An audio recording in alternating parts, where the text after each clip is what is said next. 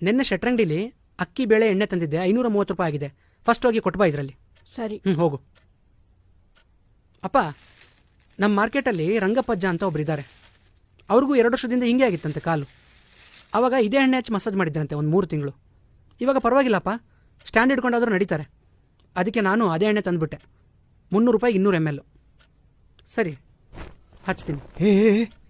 ನೀನ್ಯಾಕೆ ಹಚ್ತೀಯೋ? ನಿಮ್ಮಮ್ಮ ಹಚ್ತಾಳೆ ಬಿಡು. ಯಾಕೆ ನಾನು ಹಚ್ಚಬಾರ್ದಾ? ಮಗ ತಂದೆ ಕಾಲು ಮುಟ್ಟಿದ್ರೆ ಏನಾಗುತ್ತೆ? ಸುಮ್ಮನೆ ಮಲ್ಕೊಳ್ಳಿ ಅಪ್ಪ ನೀವು.